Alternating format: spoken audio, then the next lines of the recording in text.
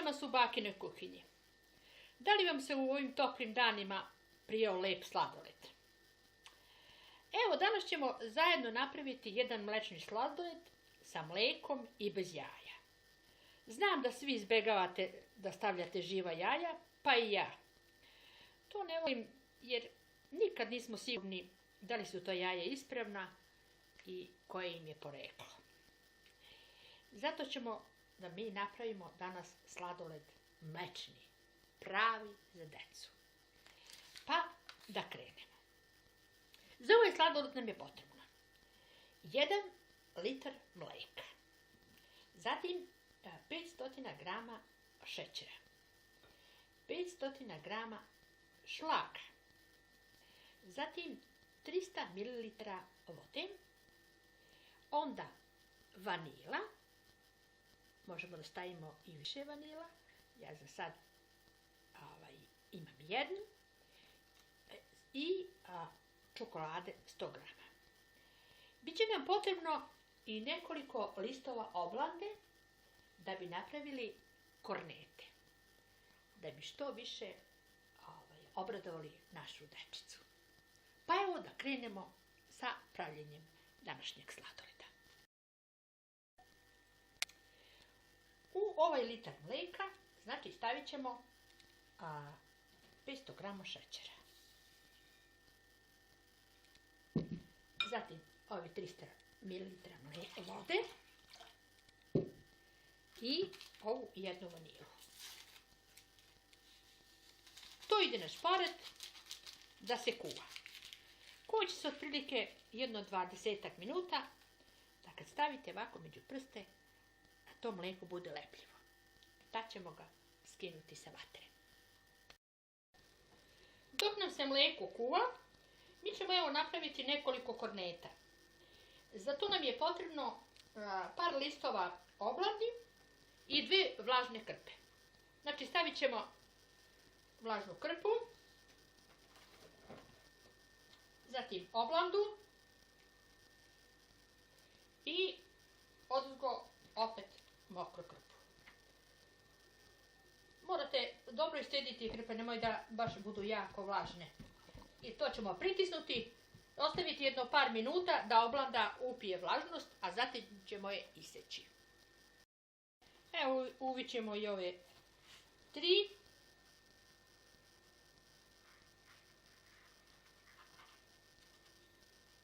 Kao u fišak, fino. I u čašu. Sad, da li ćete staviti ovo unutra ili s polja, sad to je već vaša odluka.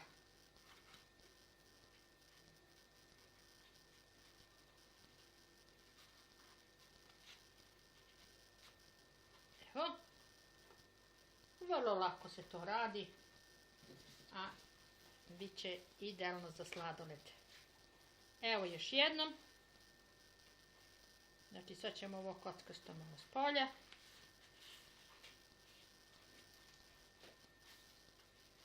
I evo, to je to. To će sad da nam se suši pa jedno sat vremena, a možda i manje, zavisi od temperature. Evo ga, mleko se skuvalo. Kuvalo je otprilike 20 minuta, kao što sam rekla. Kako ćete znati da je to gotovo? Pa kuvajte ga jednostavno 20 minuta i sklonite ga sa šporeta. Ja sam probala između prstiju, tako kad se prohladi malo, lepljivo je. Znači mora biti lepljivo. Sad ćemo to da prohladimo, pa ćemo ga u zamrzivač. U zamrzivaču treba da bude 5-6 sati, dok se ne smrzne, ali ne sasvim, da bi moglo da se meša mikserom. Onda ćemo da vidimo postupak kako ide dalje. Vidjet ćete, bit će to sladoled prelepo. Da biste mleko ohladili što pre, stavite vodu i nekoliko kockica leda. I evo. Tako. I posle menjajte vodu i to će brzo da se prohladi. Evo i vidite kako se fino suši. Imamo sreće što je danas lepo vreme, tako da će to brzo da se osuši. Biće to odlični kornetići. Pa zašto da kupujemo? Pa nisu ni oni baš jeftini, a ovo će biti pravo. Evo, naši korneti su suvi. Znači, bilo im je potrebno do 20 do pola sata. Znači, zavisi od temperature. I evo sad imamo domaće kornete spremne za sladoled. Evo, mleko nam se poprilično zamrzlo, vidite. I sad ćemo u ovo polusmrznuto mleko da dodajemo ovaj šlag i da ga umutimo.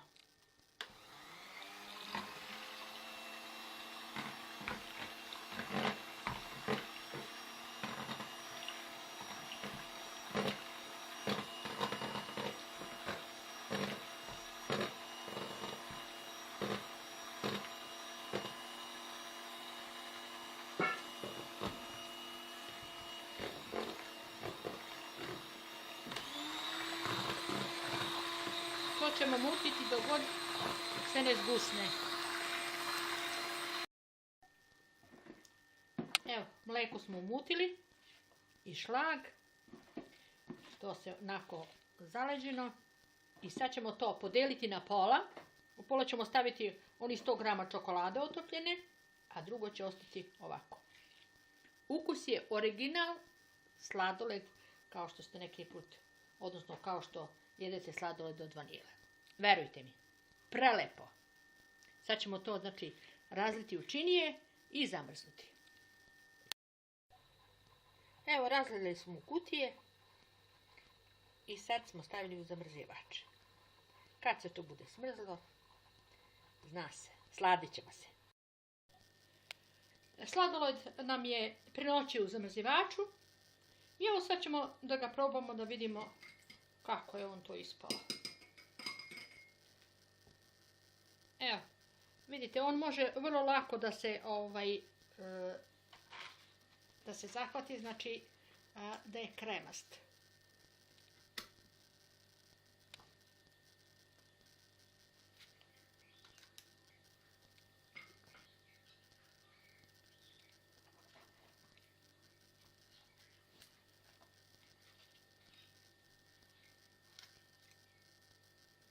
Evo, stavit ćemo malo sad i ovaj od čokolade.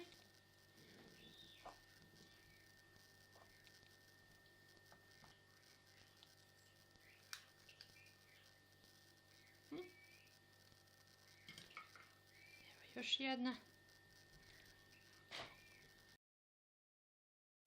Evo, pogledajte. Vidite što je dobar, zaista. Lepši je nego kupovni. Kad ga budete probali, oduševit ćete se.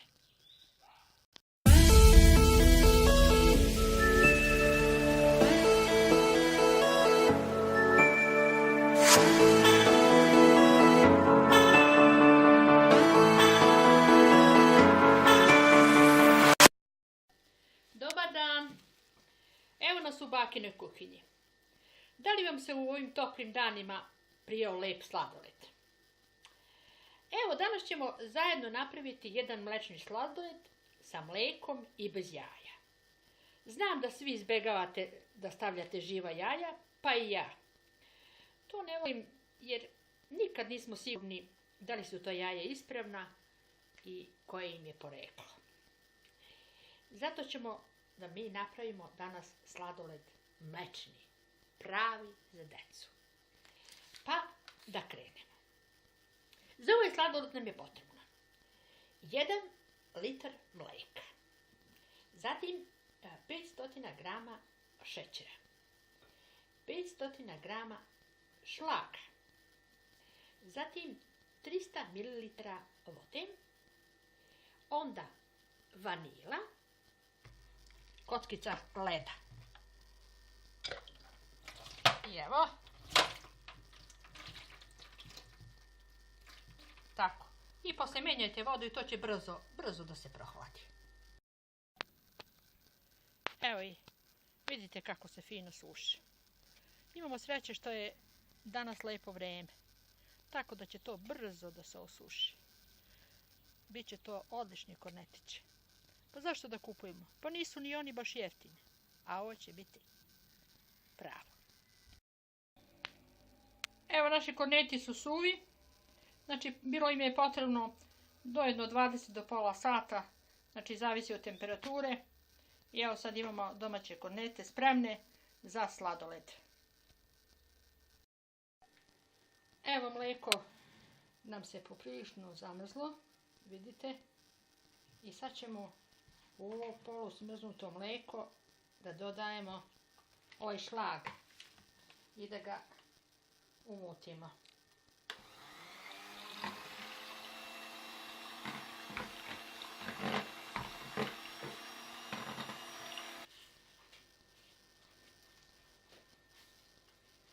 I evo, to je to. To će sad da nam se suši pa jedno sat vremena, a možda i manje, zavisi od temperature. Evo ga, mlijeko se skuvalo. Kuvalo je otprilike 20 minuta, kao što sam rekla. Kako ćete znati da je to gotovo? Pa kuvajte ga jednostavno 20 minuta i sklonite ga sa šporeta. Ja sam probala između prstiju, tako kad se prohladi malo, lepljivo je. Znači, mora biti lepljivo. Sad ćemo to da prohladimo, pa ćemo ga u zamrzivač. U zamrzivaču treba da bude 5-6 sati, dok se ne smrzne, ali ne sasvim, da bi moglo da se meša mikserom. Onda ćemo da vidimo postupak kako ide dalje. Vidjet ćete, bit će to sladoled prelepo. Da biste mlijeko ohladili što pre, stavite vodu i nekoliko i 2 vlažne krpe. Znači, stavit ćemo vlažnu krpu, zatim oblandu i oduzgo opet mokru krpu. Morate dobro istediti krpe, nemoj da baš budu jako vlažne. I to ćemo pritisnuti, ostaviti jedno par minuta da oblanda upije vlažnost, a zatim ćemo je iseći. Evo, uvićemo i ove 3.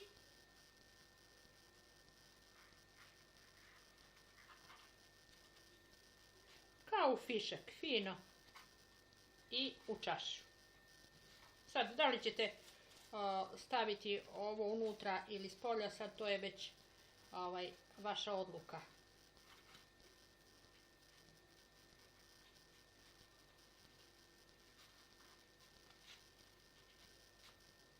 Evo, vrlo lako se to radi, a bit će idealno za sladoled. Evo još jednom. Znači, sad ćemo ovo kockasto malo s polja. Možemo da stavimo i više vanila. Ja za sad imam jednu. I čokolade 100 grama. Biće nam potrebno i nekoliko listova oblande da bi napravili kornete. Da bi što više obradovali našu dečicu. Pa evo da krenemo sa pravljenjem današnjeg sladoleda. U ovaj litar mlijeka, znači, stavit ćemo 500 grama šećera. Zatim ovi 300 ml vode i ovu jednu vanilu. To ide na šporet da se kuva. Kuva će se otprilike jedno 20 minuta, da kad stavite ovako među prste, a to mlijeko bude lepljivo. Tad ćemo ga skinuti sa vatre. Dok nam se mlijeko kuva, mi ćemo evo napraviti nekoliko korneta. Za to nam je potrebno par listova oblandi,